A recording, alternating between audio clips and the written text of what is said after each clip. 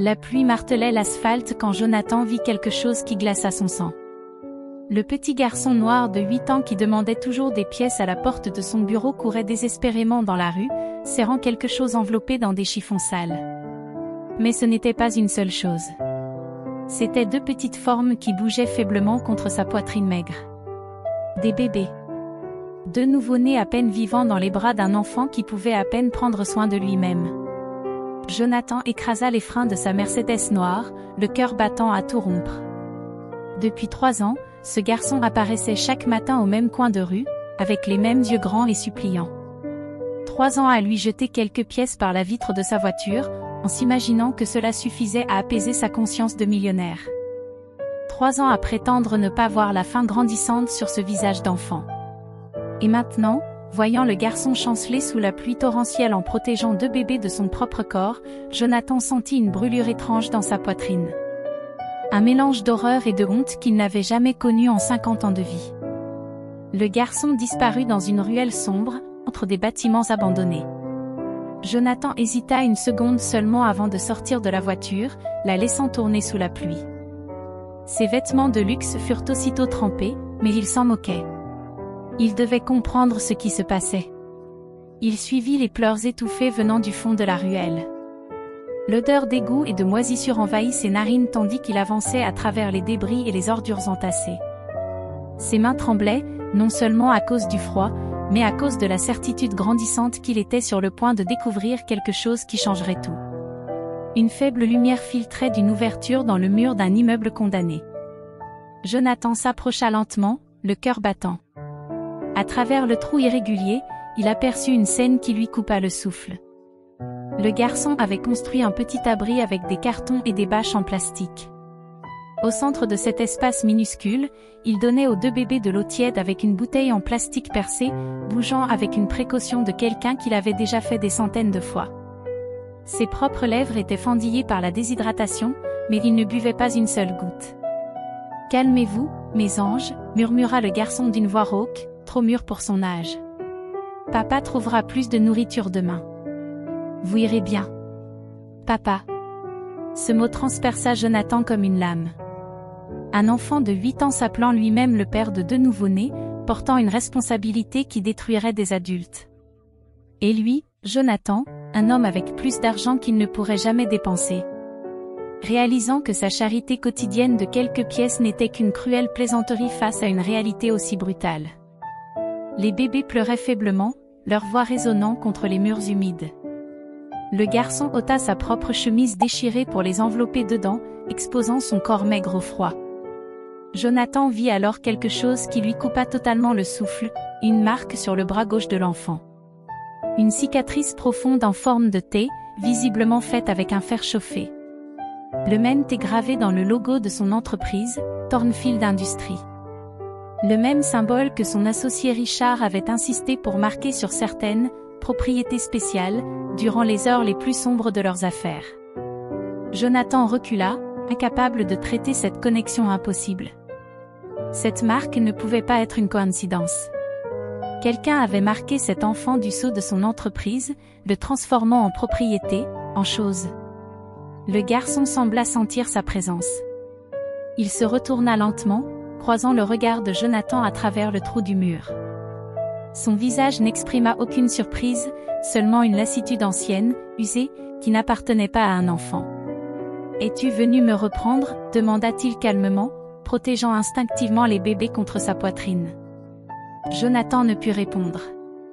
La question portait un poids qu'il ne comprenait pas, mais qui l'effrayait profondément. Le reprendre. Pourquoi un enfant demanderait-il cela à un inconnu? La pluie tombait toujours dehors, mais dans ce trou sombre, Jonathan faisait face à la première vérité de sa vie. Sa richesse était bâtie sur la souffrance de l'innocence. Et maintenant, confronté à cette marque brûlée sur la peau d'un enfant, il savait qu'il ne pouvait plus prétendre l'ignorer. Non, réussit-il enfin à murmurer d'une voix brisée. Je voulais juste aider. Le garçon étudia son visage longuement, comme s'il pouvait lire son âme à travers ses yeux. Puis, contre toute attente, il sourit. Un sourire triste, bien trop sage pour un enfant. « Je m'appelle Daniel », dit-il en ajustant les bébés dans ses bras. Voici espoir et grâce. Je les ai trouvés dans une benne, il y a 2 semaines. Jonathan sentit le monde vaciller. 2 semaines. Pendant 2 semaines, ces nouveau-nés avaient survécu dans les bras d'un enfant des rues, et lui, Jonathan, passait chaque jour devant Daniel, lui jetant quelques pièces comme si cela suffisait. « Tu as besoin d'aide » dit Jonathan, retirant son manteau trempé. « Laisse-moi. »« Pourquoi maintenant » l'interrompit Daniel, sa voix portant une douleur qui coupa Jonathan en deux. « Pendant 3 ans, tu m'as vu mendier pour manger. 3 ans. Qu'est-ce qui a changé aujourd'hui ?» La question résonna dans le silence humide de l'abri improvisé. Jonathan n'avait pas de réponse. Ou plutôt, il en avait une, mais ne voulait pas admettre la vérité brutale. Il n'avait commencé à se soucier qu'en voyant quelque chose d'assez choquant pour briser sa bulle d'indifférence. « Sortons d'ici » dit Jonathan, tendant les mains. « Ma maison a de l'espace, de la nourriture, de la chaleur. » Daniel hésita, regardant les bébés qui s'endormaient péniblement dans ses bras. « Connais-tu un homme nommé Richard » ? Richard Quint. Le nom frappa Jonathan comme un coup de poing à l'estomac. Richard Quint. Son associé depuis 20 ans. L'homme qui avait transformé de petites affaires douteuses en une fortune colossale. L'homme dont Jonathan avait toujours préféré ignorer les méthodes. « Comment connais-tu Richard » demanda Jonathan, même s'il en devinait déjà la réponse. « Il a tué ma mère » dit Daniel avec une simplicité dévastatrice. « Elle travaillait dans une de vos usines. Elle a découvert des choses qu'elle n'aurait jamais dû savoir. » Le monde de Jonathan s'effondra. Son entreprise, sa fortune, toute sa vie bâtie sur un tas de secrets sanglants, et Richard en était le centre. « Ma mère s'appelait Ada » continua Daniel, sa voix prenant de la force. Elle était comptable chez Thornfield Industries. Un jour, elle est rentrée en pleurant, disant qu'elle avait découvert que de l'argent disparaissait dans de drôles d'endroits. De l'argent qui aurait dû aller au salaire, mais qui était détourné vers des comptes fantômes. Jonathan se souvenait vaguement d'Ada, une petite femme discrète qui travaillait toujours tard. Elle avait disparu il y a 2 ans, et Richard avait expliqué qu'elle avait trouvé de meilleures opportunités dans un autre état. Richard disait qu'elle s'était enfuie, murmura Jonathan. Richard a menti, répondit Daniel en levant son bras marqué. Avant de m'envoyer à l'orphelinat, il m'a fait ça. Il a dit que j'appartenais désormais à Thornfield Industries, et qu'un jour il viendrait me chercher quand je serais utile. La marque hanté apparaissait sous la faible lumière, une cicatrice qui transformait un enfant en objet estampillé. Jonathan sentit la bile lui remonter à la gorge. Combien d'autres enfants Richard avait-il marqués ? Combien d'autres familles avait-il détruites ? Je me suis enfui de l'orphelinat, continua Daniel, la voix ferme malgré les larmes qui coulaient sur ses joues. Je vis dans la rue depuis 2 ans. Et quand j'ai trouvé espoir et grâce jetés dans une benne comme des animaux, j'ai su que je devais les protéger parce que personne d'autre ne le ferait. Jonathan regarda le bébé endormi, si petit et vulnérable dans les bras de cet enfant courageux. Daniel était devenu père à 8 ans, non par choix, mais parce qu'il avait compris une chose que Jonathan avait mis 50 ans à réaliser, ignorer la souffrance ne la fait pas disparaître. « Richard te recherche encore » demanda Jonathan. « Toujours » répondit Daniel. « Il a des hommes qui me cherchent. Il a dit qu'un jour il finirait ce qu'il avait commencé avec moi. » À cet instant, Jonathan prit la décision qui allait tout changer. Non seulement par culpabilité ou remords, mais parce que, pour la première fois de sa vie, il assistait à un véritable acte de courage. Un enfant qui avait tout sacrifié pour protéger 2 nouveau-nés abandonnés méritait mieux que les pièces qu'on lui lançait depuis une voiture. « Toi et les bébés, vous venez avec moi, » dit Jonathan, la voix lourde de détermination. « Et Richard Quint ne posera plus jamais la main sur vous. » Daniel l'observa un moment encore. Puis, lentement, il hocha la tête. Mais pendant que Jonathan aidait Daniel à rassembler les peu d'affaires du refuge, aucun des deux ne remarqua la silhouette sombre qui les surveillait de l'autre côté de la rue, parlant à voix basse dans un téléphone. « Patron, on a trouvé le garçon, et il n'est pas seul. » La chasse avait commencé. Dans le manoir de Jonathan, pour la première fois depuis des années, il y eut de la vie au-delà du vide luxueux. Daniel marcha dans les corridors de marbre en portant espoir et grâce, ses pieds nus résonnant doucement sur les sols froids. Le contraste était brutal, un enfant des rues en haillons entouré d'œuvres d'art valant plus que ce que la plupart des gens gagnaient en une vie entière. Je n'ai jamais vu autant d'espace vide, remarqua Daniel en observant les immenses pièces impeccablement décorées.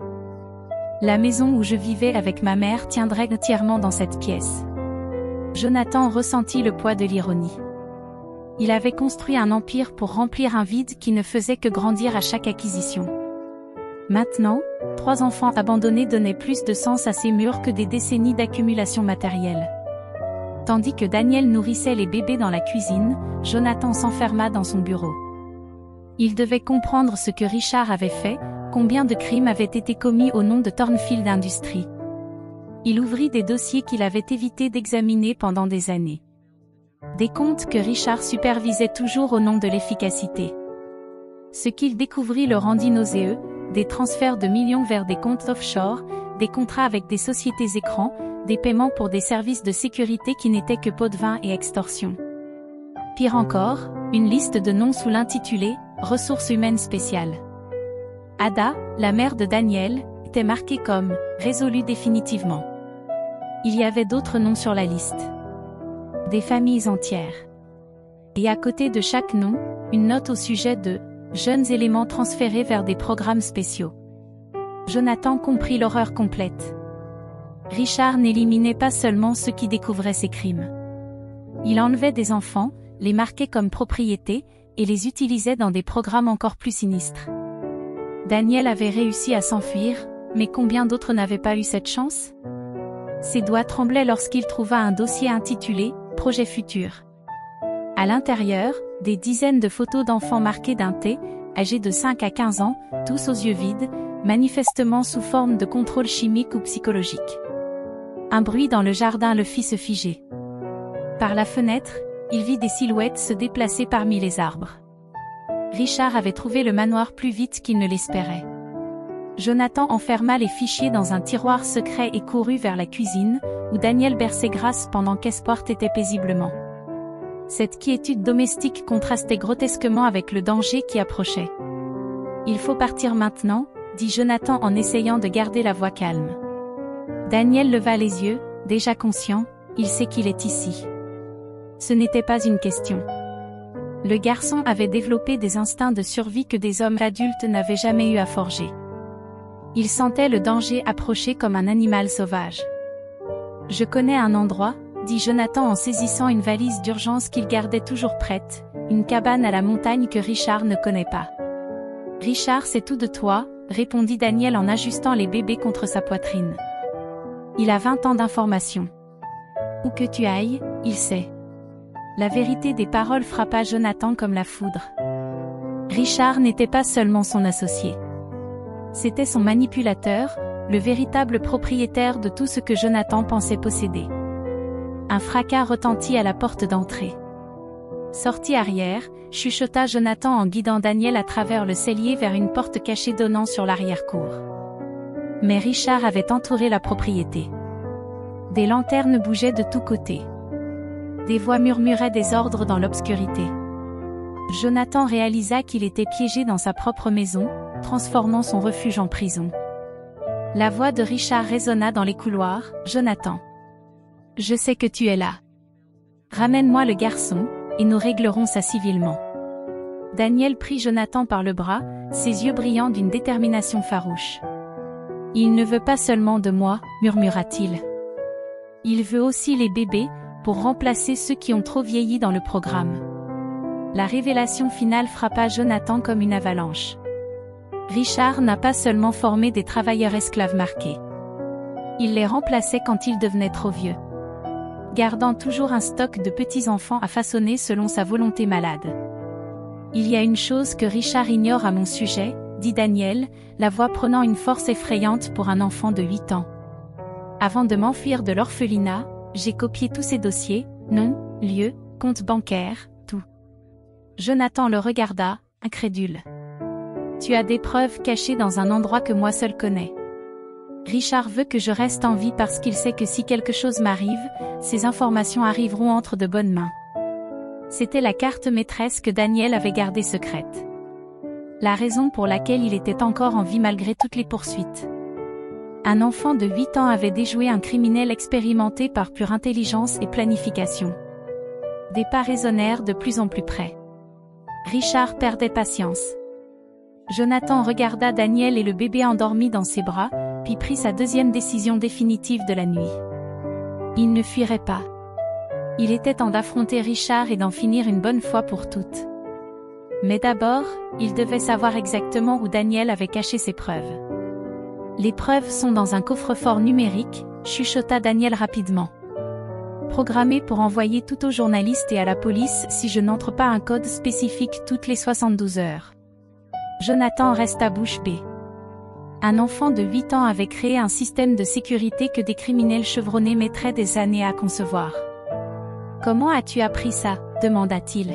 « Ma mère m'a appris la programmation avant de mourir.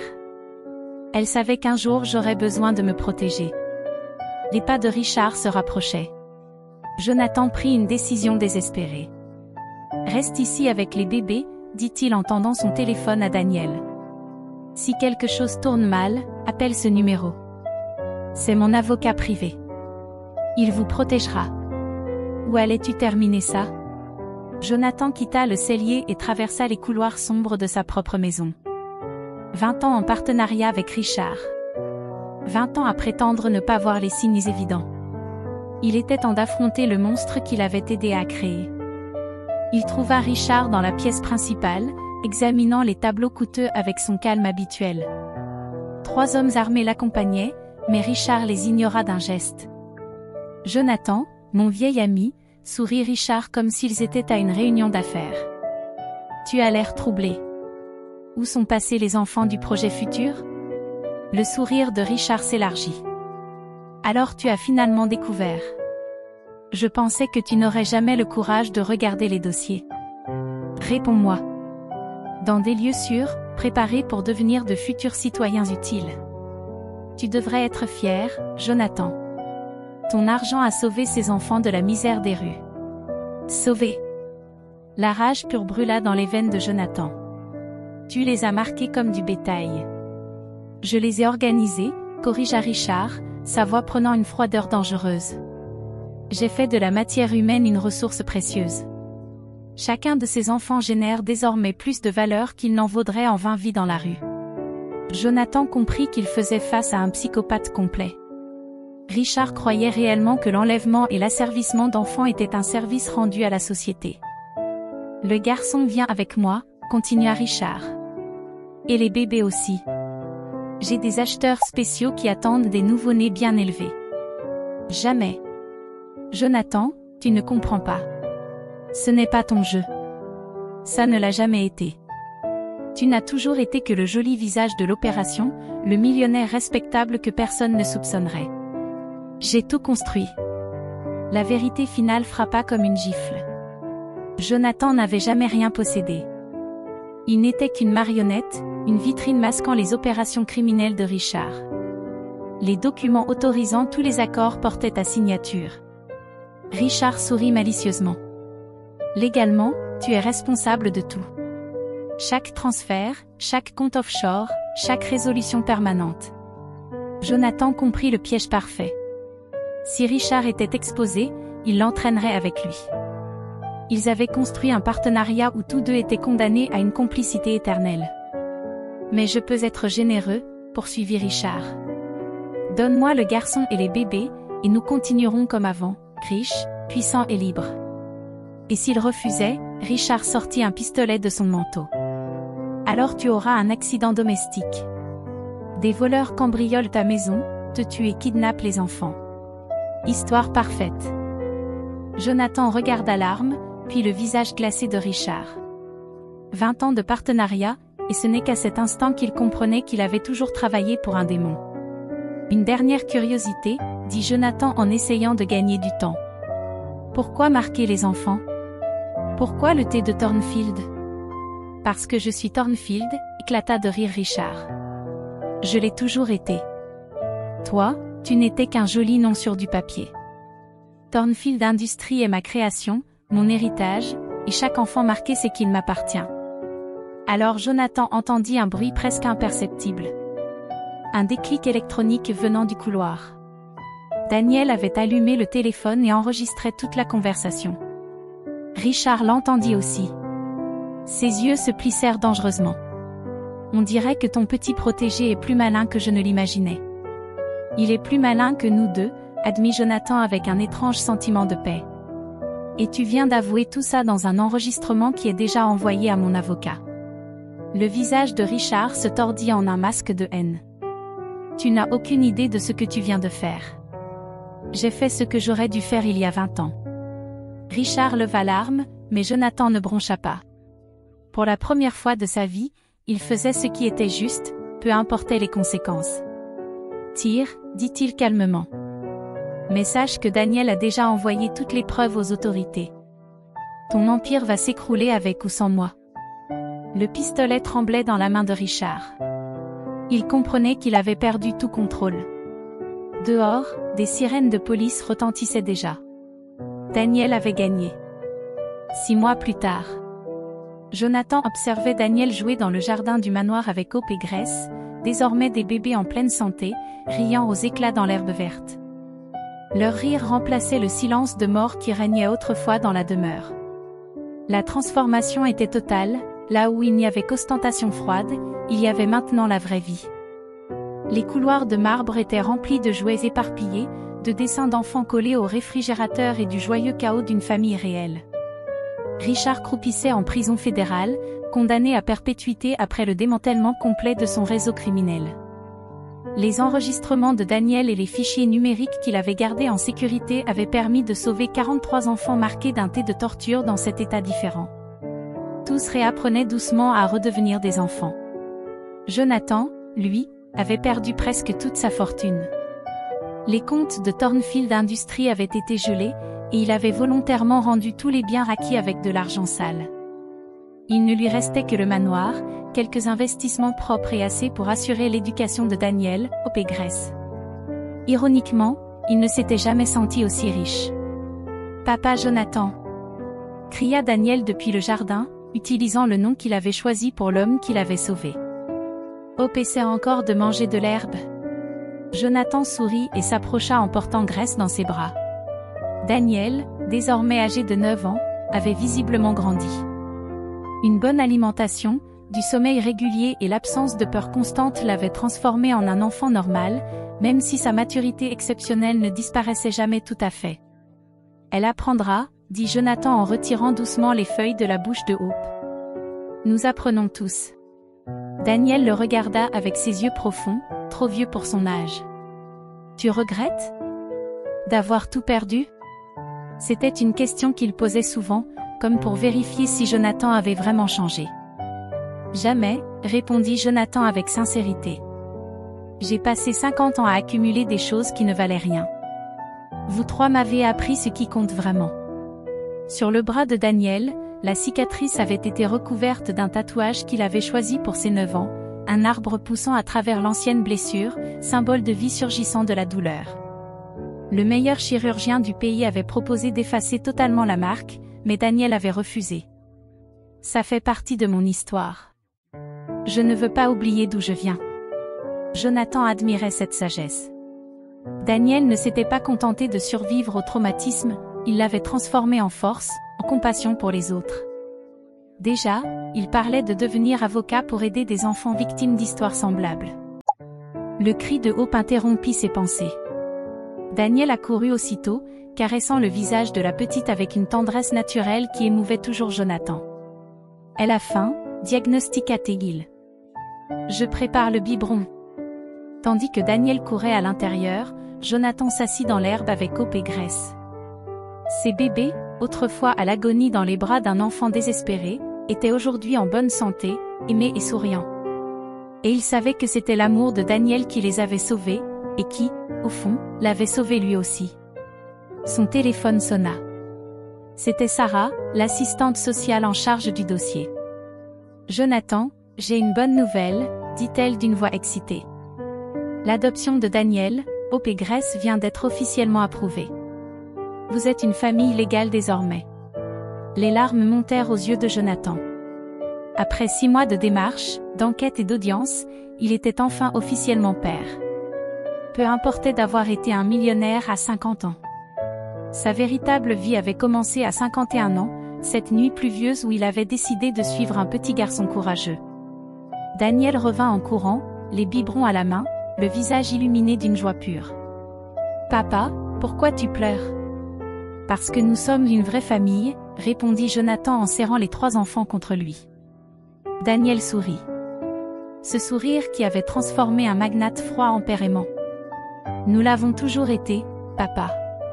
Depuis la toute première nuit. » Alors que le soleil se couchait sur le jardin où 3 enfants jouaient librement, Jonathan comprit la leçon la plus importante de sa vie. La véritable richesse ne se mesure pas en compte bancaire, mais dans la capacité d'aimer et d'être aimé. Un enfant de 8 ans lui avait appris que la plus grande fortune au monde, c'est d'avoir quelqu'un pour qui il vaut la peine de tout sacrifier.